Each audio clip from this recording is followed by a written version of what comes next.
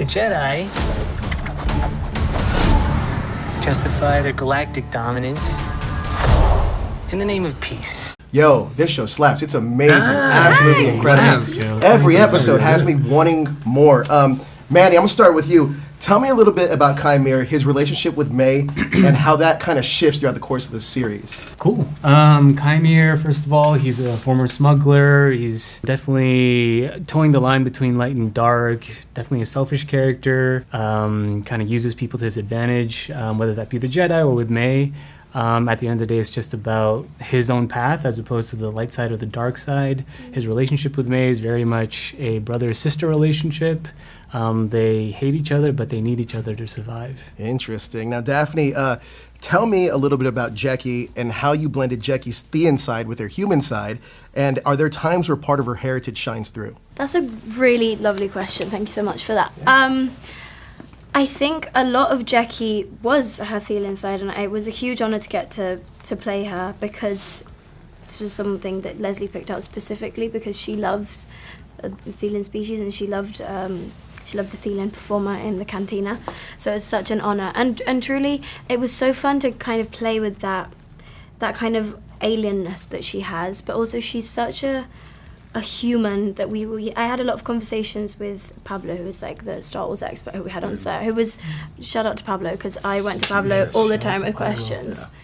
And we figured out that she was probably mostly human, so she was probably like 90% human, 10% Theelin, which was just interesting. But a lot of how I broke her down was kind of trying to figure out how young she was taken into the Order, to see how much of that she might have inherited and what that does to a child, like ripping them away from their planet and away from their family and being educated in a place where you're just, imagine like being at school all the time. That's kind of what it is. It's like a boarding school for like almost 2 decades of your life, but it's almost a religion. There's something so fascinating to me about the Jedi that I really had such a fun time sinking my teeth into it and finding how much of her essence would have remained after having spent such a long time surrounded by just Jedis who were on Coruscant. Incredible answer.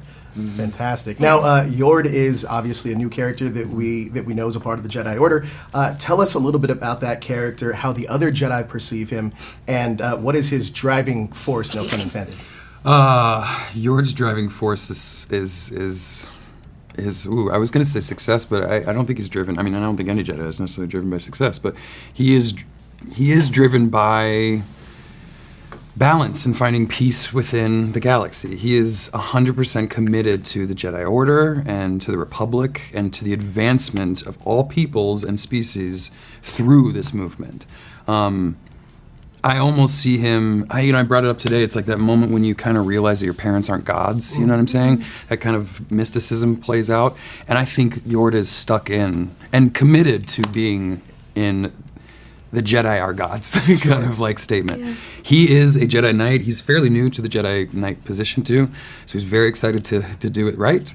And it's something that we all, I think the glory to Leslie's writing, but I've had a lot of fun being able to play, because every time I watched Jedi growing up, they were perfect. It was like, how could, these are gods, But seeing those kind of raw edges of humanity, even going back to some of the movies, seeing Anakin struggle with these things, it's like how, and Obi talking to him, expressing the same kind of feels. I love those blended dynamics, those human dynamics, but those are the parts of Yord that I really had fun exploring. I love that the Jedi Order kind of always did explore the lightsaber battles taking from samurais, but in this we also take from Eastern culture with the fighting style of more hand-to-hand combat that we don't usually see in Star Wars. So Daphne, in Logan, there's some savage ferocity to a lot of your stunt work.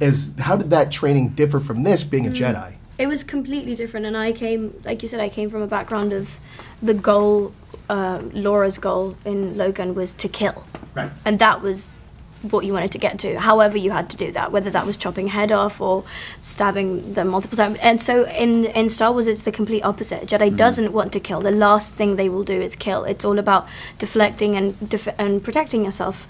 And also it's about the form, which I wasn't used to. I was used to just, it was messy and it was feral and you were like an animal that was unleashed. And then going to the stunt training, I had I had a lot of the stunts having to tell me to just sort of calm down. I instinctually, because that was most of the stunts I'd done, I would scream when I was like hitting people, and they were like, no, this is like a meditation. So it was really interesting to learn to approach it from a meditation standpoint, and from a kind of a breath work, and finding the beauty in like the movement and the like circularity of it all, as opposed to just the violence, which is where I came from. Amazing. Well, you guys are amazing in the show. It's fantastic. I have a theory about your character, which I'm not going to share yet because I don't think we're not there yet, but I do have a theory about your character. But fantastic job. I appreciate your time. Thanks, Joe.